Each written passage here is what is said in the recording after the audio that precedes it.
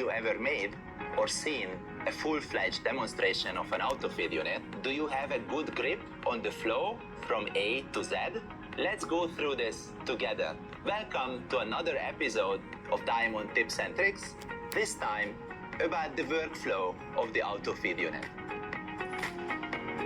We will use a DD150U, the DD-ST150U drill stand, and the autofeed unit dedicated to the DD150U, the DD-AFCA-L. We're gonna go A to Z, so first things first, let's physically connect the autofeed to the drilling system. The autofeed is going to replace the hand wheel, so it will be connected exactly there where so far the hand wheel has been. The black part around the connector of the hand wheel is the docking station for the autofeed. You see that there is 5 different positions in which you can fix the autofeed on the drill stand.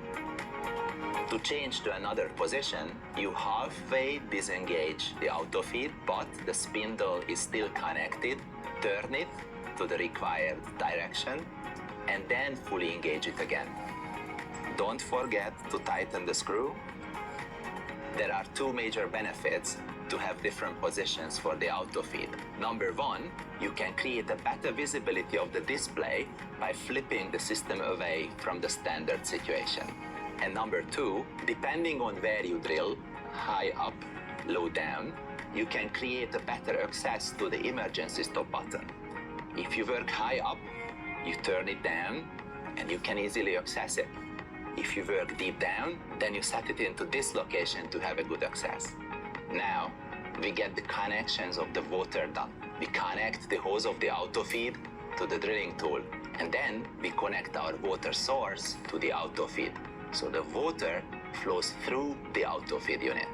The automatic on-off of the water supply is now enabled.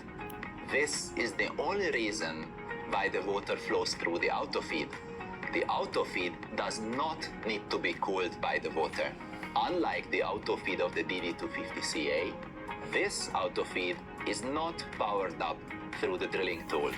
It has its own normal supply cable. The autofeed doesn't need more than 100 watt, so you can very nicely power it up through the WMS.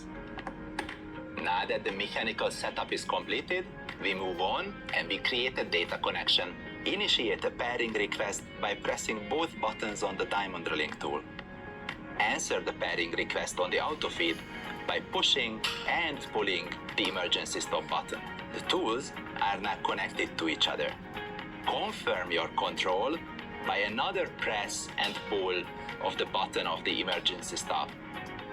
Similar to the autofeed, we also pair the WMS to the system.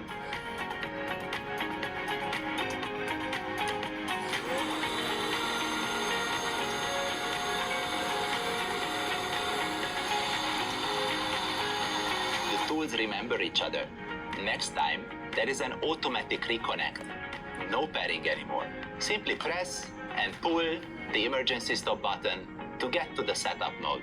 In setup mode, we can travel up and down on the rail with the 2 buttons, moving the system into a position so that then we can man the corbett.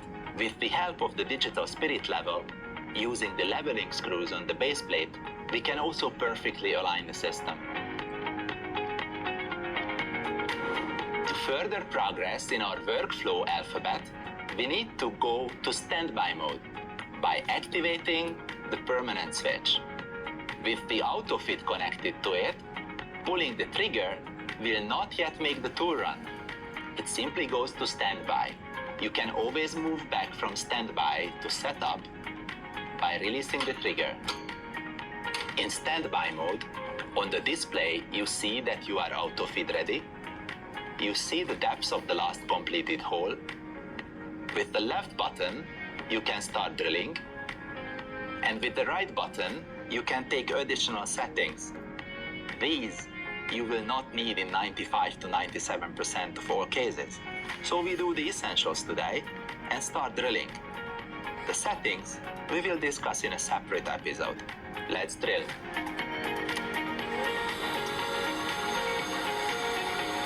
one full rotation of the spindle of the auto feed is resulting in a certain travel of the tool on the drill stand. The start point is then when the core bit touches the ground and the tool is under load. We calculate drilling depths by the turns of the spindle of the auto feed. But how does the system know when does it need to go back to zero and start to measure a new hole? This capacity we call breakthrough detection. Our system is capable to detect the moment when it breaks through the base material on the exit side of the hole, and next time when the tool will be moving and is under load, a new hole is getting started. The system will stop in a position with a little bit of the core bit still being in the hole. This is a very nice function for horizontal drilling. The core and the core bit are held by the hole itself. Now I can dismantle the whole system, and then having a very good access to the core bit, I can take care of the heavy disassembly of core and core bit afterwards. Physical connection, data connection, setup, standby, drilling.